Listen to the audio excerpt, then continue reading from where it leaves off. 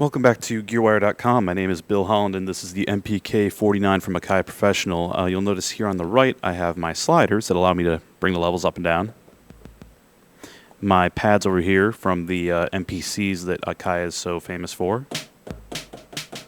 And a keyboard for playability.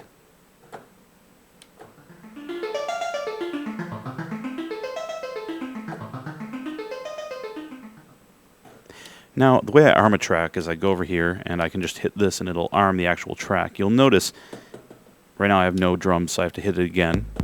Now my track is armed to bring this level down a little bit. And I have a guide track I made just out of a basic hi-hat. I'm going to hit record play.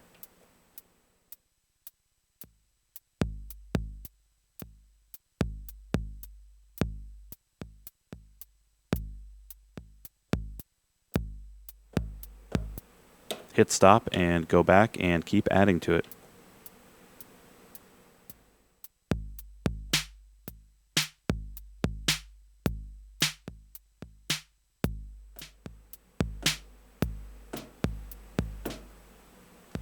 And the real beauty of this is, even though right now I'm a little bit off beat, I can play this back and go into Ableton Live, and I can set record quantizing to be 16th beats. So if I'm a little bit off, it'll correct that for me.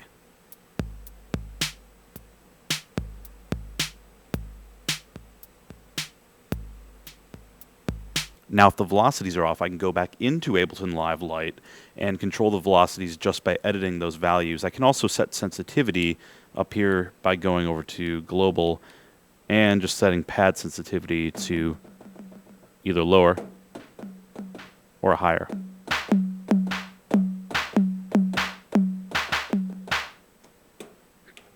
Now, also keep in mind every parameter is editable. So if I were to go to the pitch wheel, for example, and hit Edit, it will actually bring up the pitch wheel, pitch bend values right here that I can then set however I want. Same with the mod wheel.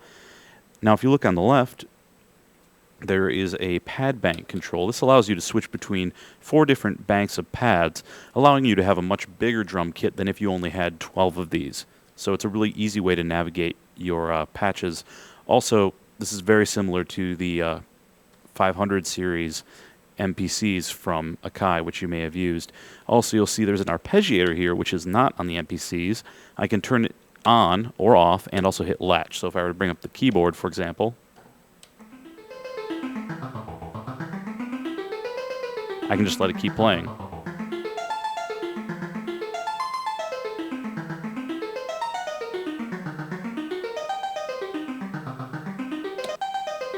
Now, if I don't like the pattern the ARP is playing, I can go hold it down here and hit edit, and it will ask me what type of ARP control I want to have. In this case, I could make it go down.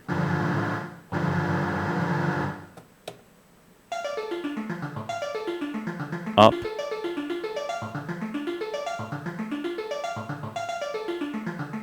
Or even random.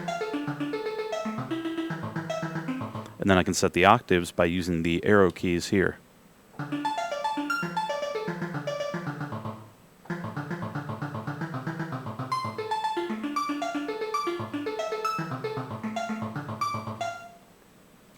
Notice as well that these knobs up here are assignable to any parameters. So in this case, on this particular synthesizer, I have release, attack, decay, and sustain set.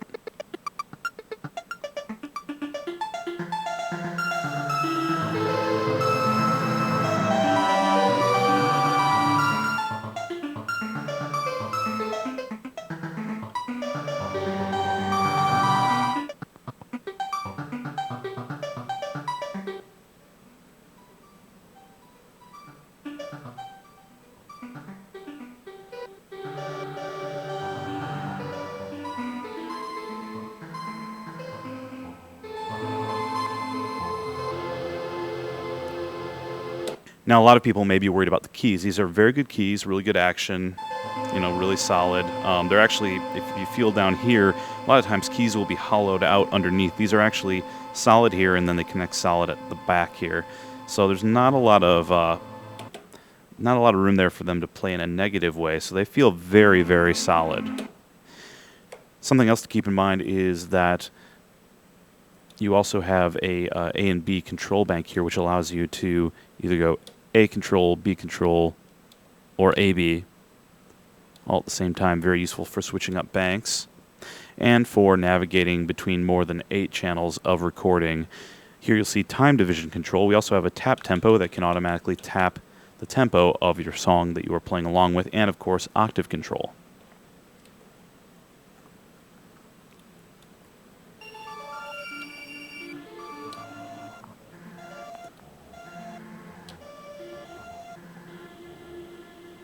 Alright, so I'm going to show you really quickly how to make a track in here. I've lined up my drums here and my synth here, and I've hit ARM. And now I'm going to hit play record, and we are going to record a line.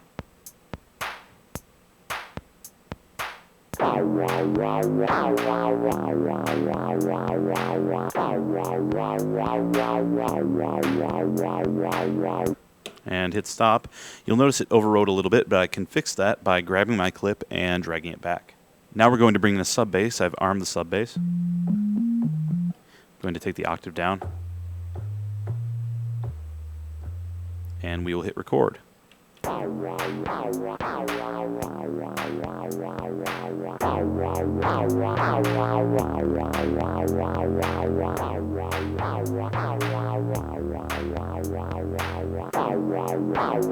And stop and play it back, and now you have a track.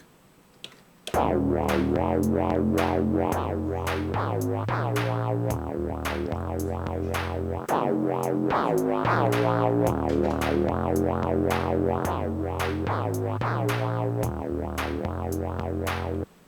it's pretty simple, really easy to get started with, and probably one of the more fun controllers I've had in my hands in the last year.